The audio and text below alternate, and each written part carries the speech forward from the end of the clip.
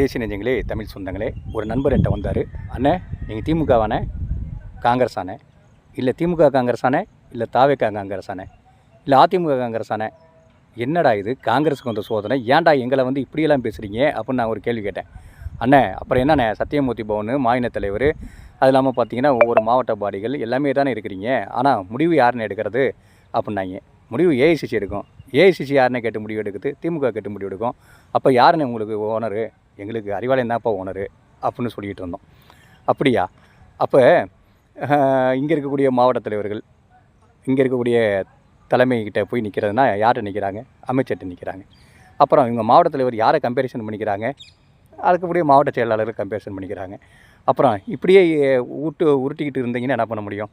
நான் ஃப்ளெக்ஸும் பார்க்குறேனே, போஸ்டரும் பார்க்குறேனே, அது என்ன பார்த்தீங்கன்னா திமுக காங்கிரஸ் தானே இருக்குது, காங்கிரஸ் ஓரஞ்சாரமாக இருக்குனே, திமுக பிரம்மாண்டமாக இருக்குனே அப்படின்னா. ஆமாப்பா, ஆட்சியையும் பொறுப்பையும் அவங்கள்ட்ட கொடுத்துட்டு அதிகாரத்தையும் கொடுத்துவிட்டு நாங்கள் இப்படி தான்ப்பா எப்படி கொடுக்கமோ அதை மட்டும் வாங்கிக்கிட்டு அதுக்கு தகுந்த மாதிரி நாங்கள் அவங்களுடைய விசுவாசமாக இருந்துக்கிட்டு 5 வருஷத்தை ஓட்டிடுவோம்ப்பா.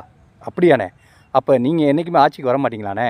ஏன்டா வெண்ண 20 வருஷமாக கட்சியில் இருக்கிறோம், எங்களுக்கே அது சொல்ல முடியல, 2 நாளில் கட்சியில் சேர்ந்துட்டு இவ்வளோ கேள்வி கேட்டால் எப்படா உனக்கு பதில் சொல்கிறது?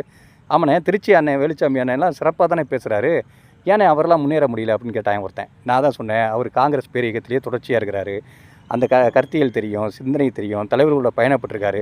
அப்புறம்ண்ணே அவர் ஏனே வரல? அவருக்கு திமுகவுக்கு தெரியாதுப்பா, உதயநிதியை தெரியாது, இன்ப நிதியை வரையும் தெரியாதுப்பா, அப்புறம் எப்படிப்பா அவர் வந்து இங்கே பதவி வாங்கி ஜெயிக்க முடியும் அப்படின்னு கேட்டேன்.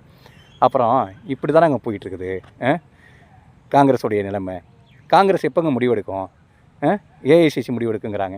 ஏஐசிசி இன்றைக்கி கூடிய மாநிலத்துடைய என்ன ப்ளஸ் என்ன மைனஸுங்கிறத இங்கே யாருங்க அவருக்கு சொல்கிறது? வரக்கூடிய ஏஐசிக்காரங்களுக்கு அவங்களுக்கு மொழி தெரியுமாங்க? இந்த மக்களுடைய உரிமைகள், கலாச்சாரம், பண்பாடு இதெல்லாம் விட்டுருங்க, தொண்டருடைய மனநிலை தெரியுமாங்க? அப்புறம் எப்படிங்க முடிவெடுத்து நீங்கள் முடிவெடுக்கிறீங்க? நம்மளுடைய இளந்தலைவர் ராகுல் காந்தி அவர்கள்ட்டே கேள்வி கேட்குறேன். இன்றைக்கி பீகார் போகிறீங்க, அங்கே இருக்கக்கூடிய தேஜஸ்வி யாதவ் பிரதமர், அதாவது முதல்வர் வேட்பாளர் அறிவிக்கிறீங்க, அதெல்லாம் சந்தோஷம்தான். அங்கே வந்து அவங்க வந்து மெஜாரிட்டி இருக்கிறாங்க. இன்றைக்கி பார்த்திங்கன்னா அதிக தொகுதியில் பெற்றிருக்காங்க. இன்றைக்கி சரிசமமாக நம்ம நடத்துகிறாங்க. நம்மளுக்கு வந்து இடஒதுக்கீடு வந்து 55 சட்டமன்ற உறுப்பினர்களை கொடுத்துருக்குறாங்க. நான் காங்கிரஸும் வளர்ச்சி அடைகிறதுக்கு உத்தேசமாக இருக்கிறாங்க. ஆனால் இங்கே அப்படியாங்க? நீங்களே சொல்லுங்கள்.